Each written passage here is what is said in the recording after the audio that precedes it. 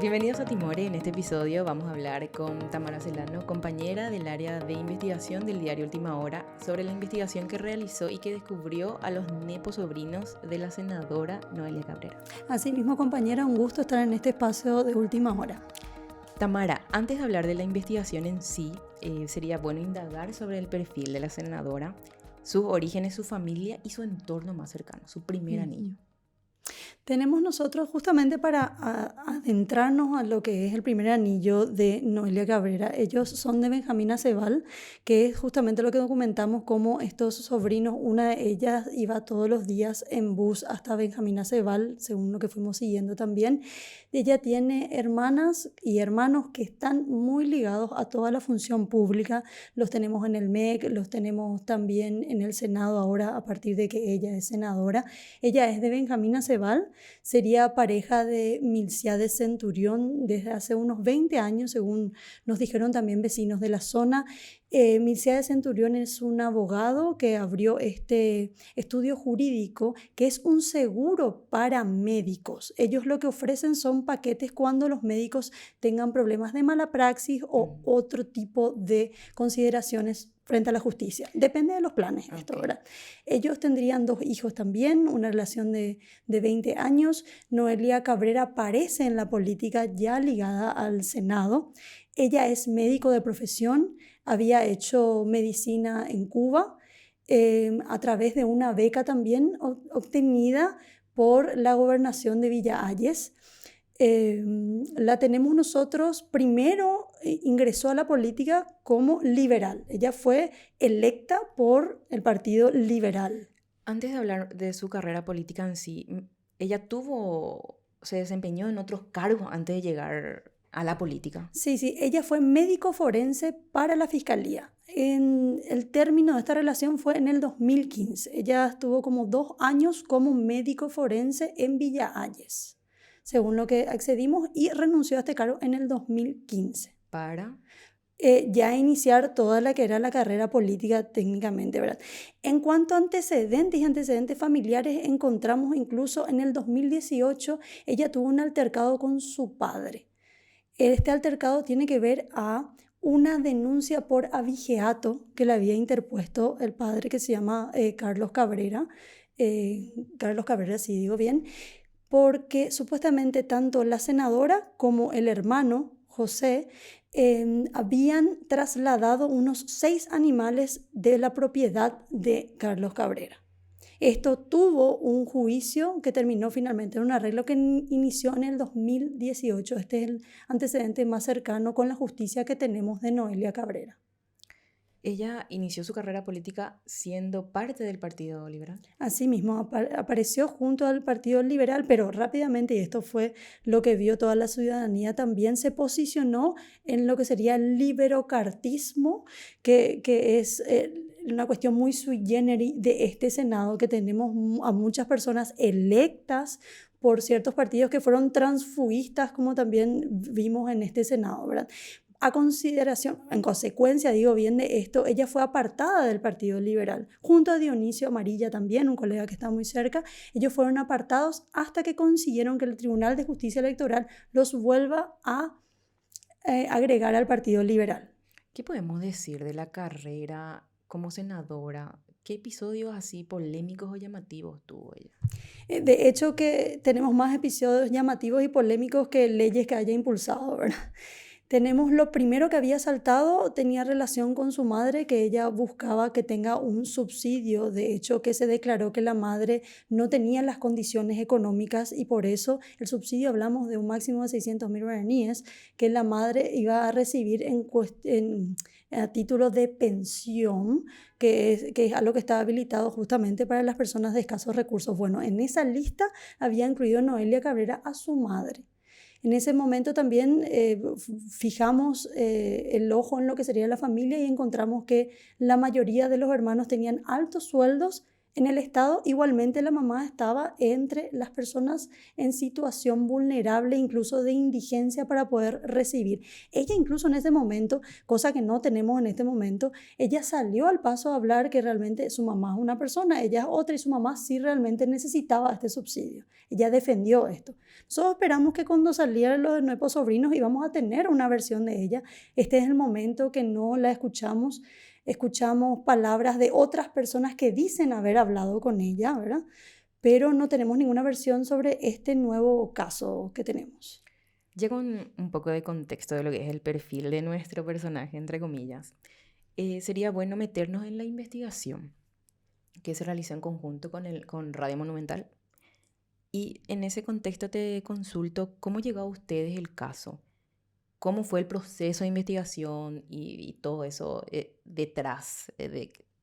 Sí, agradezco muchísimo esta pregunta porque es tan clave y es un mensaje también que queremos dar desde el periodismo a la gente que nos sigue, nos ve, nos lee. Esta fue una denuncia ciudadana, netamente ciudadana, y nace porque también el compañero William Domínguez desde Monumental había hecho el caso de la persona en Paraguarí que tenía su local y ella atendía el local mientras también ganaba un importante sueldo en el Senado. Esta investigación motivó a que la gente se anime a denunciar. Hicieron una denuncia que llegó hasta Monumental y nosotros tomamos los datos iniciales que nos habían dado, que era en principio el nombre y las sospechas de que tenían estos altos salarios en el Senado, ¿verdad?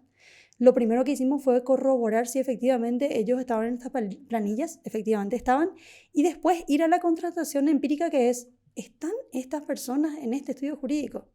El primer día que fuimos los encontramos. Y fue tan anecdótico porque dijimos, bueno, son las 12 del mediodía y si nos vamos ahora, 11:30, ¿verdad? Y bueno, si entraron temprano lo vamos a ver si salen, vamos a ver qué pasa.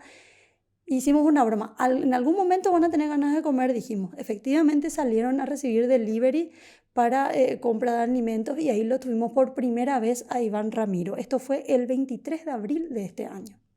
En ese momento, compañera, justamente siempre nosotros contrarrestando que se dé esta coincidencia de que tengan este salario en el Senado y que estén efectivamente en otro lugar. Ese era nuestro punto focal, ¿verdad? Ellos eran funcionarios contratados. En ese momento eran funcionarios contratados. En abril, cuando le hicimos la foto, fuimos a verificar en planillas y también en las declaraciones juradas y ahí nos topamos con que presentó Iván Ramiro Iris, Rebeca, presentaron baja del cargo. Por eso es que dejamos una semana en la investigación, volvimos a ver los documentos y ahí atendimos que esa baja del cargo tenía que ver con que fueron nombrados. Cuando un funcionario asciende, tiene que presentar una baja del cargo y una asunción al cargo. Y en este proceso, Contraloría tarda un tiempo a poder volver a ingresar lo que es la nueva declaración jurada de actualización de datos. Ahí nos vimos que efectivamente eran funcionarios cuando los vimos en la asesoría jurídica y ahora no solo eran funcionarios contratados, sino que nombrados y el sueldo se había triplicado de 3.500.000 a 13.500.000 para Iván Ramiro. Y en caso de Iris Rebeca pasó de 3.500.000, la hermana, a 8 millones de guaraníes y ahí con la especificación que decía técnico 1, especialista 3. Ambos bachilleres, compañeros. Ambos bachilleres, no había ningún cambio, no habían recibido un nuevo título, sino que ellos fueron nombrados y con estos cargos altos. ¿Con ayuda de quién operó la senadora? Lo que hoy nos decía la jefa de talentos humanos del Senado es que no puede ingresar absolutamente nadie al Senado sin que el presidente del Senado lo sepa. Basilio Bachi Núñez es quien autoriza las nuevas contrataciones y nos sorprende de sobremanera porque justamente cuando se dio el informe de gestión en coincidencia con la del presidente de la República ahora en el mes pasado, nos decía que por fin como logro el Senado se había depurado de la cantidad de direcciones que se tenía, que pasaron de 600 a 200. Esta también es otra investigación que habíamos hecho desde última hora, donde pudimos colocar a telefonistas que eran las tres y las tres eran jefas de sí mismas y no se sostenía en ese campo. Bueno, Basilio Núñez tomó como bandera que por primera vez él había depurado esas listas y había hecho a un lado a todo aquel que no tenga funciones específicas. nos encontramos con que Iván e Iris estaban tranquilamente trabajando y el presidente del Senado dejó pasar o no se dio cuenta de esta situación. ¿Cuál es el vínculo de Cabrera con Bachi? Oficialmente podemos decir que ambos son cartistas. O sea, esa relación, y nosotros sabemos también por cómo se maneja el Senado en sí, Noelia Cabrera Peters es un voto determinante para cuando la bancada cartista toma ciertas determinaciones. Lo vimos en el caso de Katia, eso fue una aplanadora. Tenemos que decir que fue tratado con celeridad y no hubo ningún resquicio para ningún tipo de discusión. Ella es un voto fiel al cartismo. O sea, oficialmente esa es la relación más fuerte que podemos establecer. Y extraoficialmente, ¿qué podemos decir de la relación de ambos? Teniendo que son oriundos de Benjamín Acebal. Más que saber que Basilio Bachi Núñez y también su hermano Ñoño, digo bien, Núñez, son cabezas de todo lo que pase en esa zona, podemos decir, nos decían, pero esto no es oficial también, que hay una relación anterior a presentarse por el Partido Liberal, tanto por acceder a una beca, que en ese momento acceder a una beca o acceder a cualquier beneficio en esa región pasa indefectiblemente por los Núñez. Esta no es, reitero, una afirmación que podemos decir, pero sí con una conexión, vamos a decir, de compueblanos y de cómo se maneja lastimosamente a nivel político cualquier beneficio que pueda recibir una persona en esa región.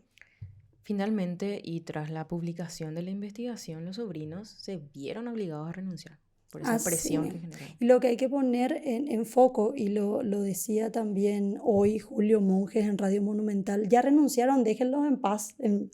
¿Por qué hablar tanto del tema? Claro, ya salieron. ¿para qué decirlo? No, hay un sumario que continúa. Y acá hay unas responsabilidades que son penales también. Estamos hablando de dinero del Estado que fue cobrado por estas personas sin asistir al lugar de trabajo. También la responsabilidad de la senadora, que no es un hecho menor y que hay que mirarlo también. Ella firmó los formularios F-16, que son estos formularios que acreditan que un funcionario puede estar brindando servicios fuera del Senado. Esto tiene que tener una firma y es lo primero que nos preguntábamos, ¿verdad? Entonces esta firma, según la de Recursos Humanos, tiene que ser indefectiblemente de la senadora, ¿verdad? No concluye, este sumario sigue, lo dijo incluso Bachi Núñez el mismo día, son 30 días en los que ellos tienen que colectar toda la información que en este momento es de público conocimiento y ver la relación también penal. Tamara, ¿qué papel juega en toda esta estructura el estudio jurídico? Tengo entendido que es de la pareja de la senadora. Asimismo, es de la pareja de la senadora porque es él quien se presenta como representante. Milciades Centurión se presenta como representante de Law and Medicine.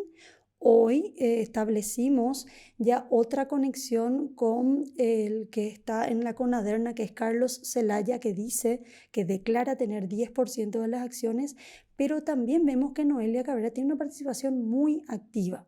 Ella aparece como imagen central desde el 2021. Si uno ve las redes de Law Medicine, puede verla a la propia senadora haciendo hasta videos cortos, chistosos, para decir ¿por qué todavía no sos nuestro socio? O sea, todo eso es de dominio público. También ella es imagen. Y en otras instancias ella se presentaba como propietaria de Law and Medicine. Y nosotros no encontramos en sus declaraciones juradas que establezca que tiene acciones en este lugar. Pero efectivamente, como te digo, se presenta como propietaria, es imagen del lugar. También nos dicen que podría tener la mayor parte de las acciones junto con su pareja, Milciades Centurión. ¿Cuál es la situación del estudio jurídico? Bueno, el estudio jurídico, nosotros estuvimos investigando un poco cómo nace, de dónde nace. Es un estudio jurídico, digo bien, que se abrió a en 2016, 2015, hay datos sobre ellos. Hace poco. Hace poco tiempo, y tuvieron un quiebre, porque lo primero que hicimos cuando supimos de este lugar fue querer dar con los dueños, porque nos decían es de Milcia de Centurión, pero si uno busca en las redes encuentra otro titular, es el que aparece en el Facebook y demás.